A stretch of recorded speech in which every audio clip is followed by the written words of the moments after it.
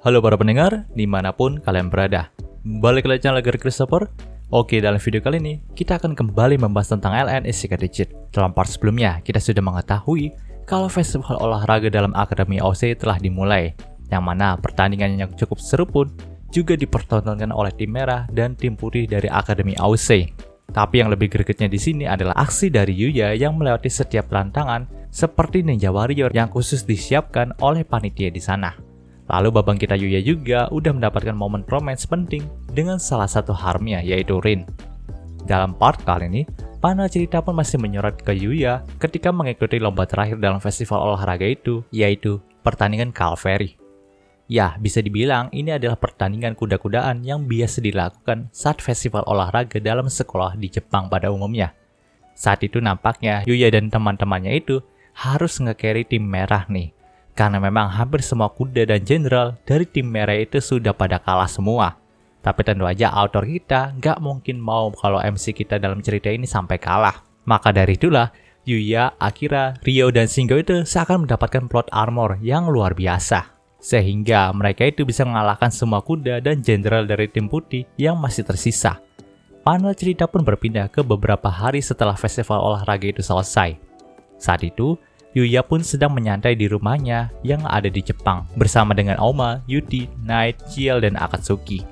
Tentu aja, Yuya pun cukup senang dengan keadaan damai yang sekarang ini. Mengingat dia juga udah mengalami berbagai macam masalah yang cukup kompleks, baik itu dalam isekai, bumi, bahkan luar angkasa. Namun nampaknya Oma itu sedikit bosan dengan keadaan damai ini. Karena memang Oma itu adalah makhluk yang senang dengan hal-hal menarik seperti pertarungan. Bahkan di sini Oma juga malah menyarankan Yuya untuk mencari sesuatu yang lebih menarik lagi, entah itu dalam bumi ataupun isekai. Mendengarkan hal itu, Yuya pun hanya bisa tersenyum masam nih. Nah, kebetulan saat itu ada Mai Kagurasaka yang bertamu ke rumahnya Yuya nih. Tentu aja Yuya pun sedikit kaget, kenapa Mai mau mencarinya. Jadi di sini ia pun langsung meminta Mai untuk masuk ke dalam rumahnya terlebih dahulu. Nah, setelah sampai di halaman rumahnya Yuya, Mai pun menjelaskan kalau dia ingin meminta Yuya untuk mengantarkannya ke isekai kembali, tepatnya ke kerajaan regal. Tentu aja Yuya pun kaget lagi dengan hal itu. Tapi nampaknya Yuya sudah bisa menebak kalau Mai ini pasti mau menuntaskan tugasnya lagi sebagai seorang Holy dalam kerajaan regal. Mengingat dia juga belum mengalahkan semua evil beast yang masih tersisa dalam isekai itu. Nah, nampaknya Oma juga sangat mendukung nih kalau mereka ingin kembali ke isekai. Sekalian juga Yuya itu bisa melakukan pelatihannya kembali. Sebab belakangan ini Oma juga melihat kalau Yuya itu belum melakukan pelatihan sama sekali. Mendengarkan hal itu, Yuya pun langsung berkata dengan nada yang seperti orang lesu nih, kalau selama ini dia sudah menjalani pelatihan yang cukup keras. Walaupun memang belakangan ini dia belum berlatih lagi, tapi sekarang keadaannya itu sudah terkendali dan lebih tenang. Jadi buat apa dia itu latihan lagi? Dia juga sudah muak dengan semua latihan yang diberikan kepada dirinya. Mendengarkan hal itu, Oma pun hanya bisa tersenyum nih. Tapi dia juga berkata, kalau Yuya tidak menggerakkan tubuhnya lagi, maka tubuhnya itu bisa kaku. Dan kalau saja Master Kelinci itu tahu kalau Yuya kembali menjadi kaku, maka ada kemungkinan Yuya malah akan menjalani pelatihan iblis lagi dari Master Kelinci. Ya, skakmat bagi Yuya, dia tidak bisa berkata apapun lagi. Lagi pula dia juga tidak mau mendapatkan pelatihan keras dari Master Kelinci. Maka dari itulah, dia lebih memilih untuk mengantarkan Mai Kagurasaka kembali ke isekai, tepatnya ke kerajaan regal. Sekalian juga untuk menggerakkan tubuhnya biar nggak kaku gitu. Kebetulan saat itu, Yuti, Night, Ciel, dan Akatsuki juga ikut bersama mereka untuk mengantarkan Mai nih. Nah, saat sudah sampai di isekai, Oma pun langsung ngomong kalau Yuya itu nggak boleh pergi ke kerajaan regal dengan sihir teleportasinya. Tapi dia itu harus menyusuri hutan sarang iblis besar dengan berjalan kaki. Ini akan menjadi pemanasan yang pas bagi Yuya. Pada awalnya, Yuya pun tidak mau melakukannya. Hal itu juga diutarakan sama Mai nih, sebab dia tahu kalau hutan sarang iblis besar adalah tempat yang berbahaya, dan monster di situ juga nggak bisa dikalahin dengan jimat sucinya Mai. Maka dari itulah dia menolak menyusuri hutan ini. Tapi pendapatnya pun langsung berubah ketika Oma berkata nih, kalau dia akan melindungi semuanya kecuali Yuya. Maka dari itu, Mai bisa tetap tenang ketika menyusuri hutan sarang iblis besar ini. Panel cerita pun berpindah ke hutan sarang iblis besar. Saat itu, Yuya pun langsung disambut oleh beberapa monster yang ada di sana nih. Tapi tentu aja Yuya bisa mengatasi mereka semua, mengingat yang menyerang Yuya kali ini hanyalah monster kelas S. Ya, walaupun sempat hancur karena serangan dari Abyss yang lalu, nampaknya saat ini ekosistem yang ada di hutan sarang iblis besar sudah kembali tumbuh lagi, di mana monster-monster di sana dan semua tanaman aneh di sana juga sudah mulai bermunculan lagi. Namun nih, saat itu Oma pun merasakan kalau ada hawa dari Sage yang mendekati mereka dalam hutan itu. Jadi ia pun berkata kepada Yuya untuk berhati-hati kali ini. Tapi bukannya Sage yang muncul di hadapan mereka itu malah dihadang oleh sekumpulan orang dengan jubah aneh. Dan kita sudah tahu dengan pasti nih, kalau kumpulan orang berjubah aneh itu adalah sekte pemuja evil.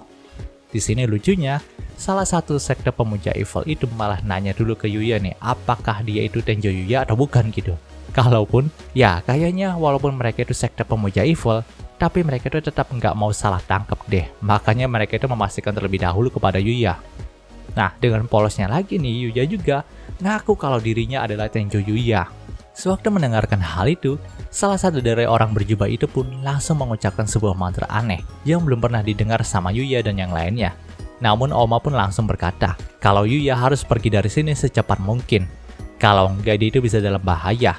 Di sini Oma juga meminta Yuti dan yang lainnya untuk menyerang dan membatalkan mantra yang sedang diucapkan oleh orang itu kepada Yuya. Mendengarkan hal itu, baik Yuti dan Knight pun langsung mengeluarkan serangan terbaik mereka, tapi sayangnya beberapa anggota lain dari sekte pemuja evil itu langsung melindungi orang yang sedang membaca mantranya.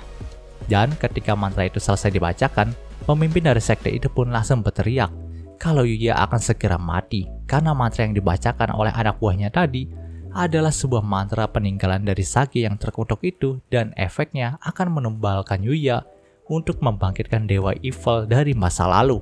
Ya, benar saja, saat itu sebuah lingkaran sihir aneh pun langsung tercipta di bawah tempat Yuya itu berdiri. Melihat hal itu, Oma pun merasakan kalau lingkaran sihir ini nampaknya bisa membahayakan Yuya.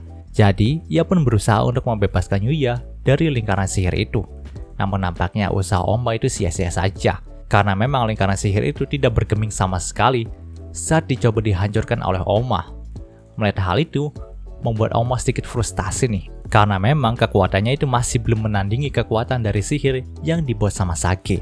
Alhasil, Yuya pun langsung menghilang dari hadapan mereka dan tergantikan oleh sosok makhluk yang disebut sebagai dewa evil dari masa lalu. Panel cerita pun berpindah ke sudut pandang Yuya. Saat itu, setelah dirinya dilempar oleh lingkaran sihir, Yuya pun langsung tersadar di sebuah tempat tandus yang belum dikenali oleh dirinya. Tepat saat itu juga, sebuah tebasan pedang dari orang yang tidak dikenal pun langsung mengarah kepada dirinya. Untungnya Yuya itu masih sigap dalam menghindari tebasan pedang itu. Pasalnya tebasan pedang yang dilayangkan kepada Yuya juga memotong segala apapun yang ada di hadapannya.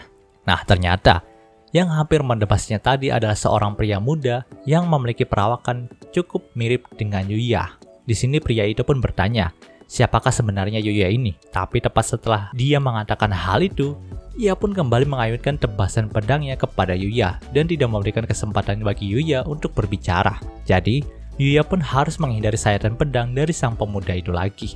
Anehnya, walaupun menurut Yuya, pria yang ada di hadapannya ini melayangkan sayatan pedangnya secara ngasal, tapi entah kenapa kalau Yuya tidak menghindarinya, maka dia bisa saja tertebas oleh pedang pemuda itu. Namun tentu aja, Yuya pun tidak bisa terus menghindari sayatan pedang dari pemuda itu terus.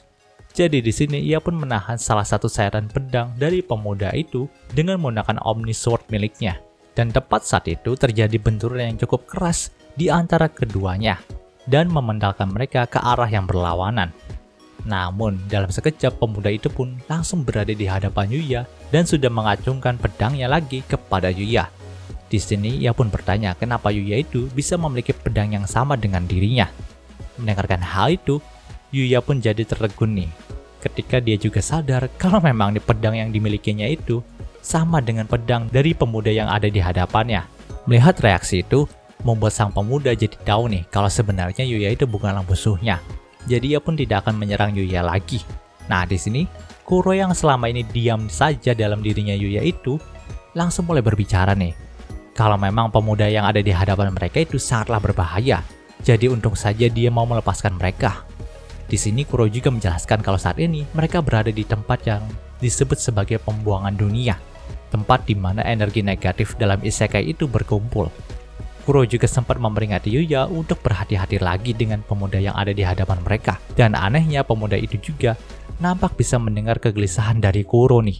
Bahkan dia juga berkata kalau mereka gak usah khawatir lagi. Dia tidak akan menyakiti mereka lagi sekarang. Setelah mendengarkan hal itu, Yuya pun sempat tanya nih siapakah pemuda yang ada di hadapannya ini. Di sini sang pemuda itu pun menjawab dengan tegas kalau dia adalah Xenophis. Dan cerita di part ini pun berakhir. Oke, mungkin seluruh pembahasan singkat untuk Isekai Digit-nya kali ini. Jika kalian suka video ini, jangan lupa untuk like, komen, dan juga subscribe dan juga share agar gue lebih semangat lagi dalam membuat video dalam channel ini. Terima kasih telah mendengarkan sampai detik ini. Gue Gear Christopher, signing off.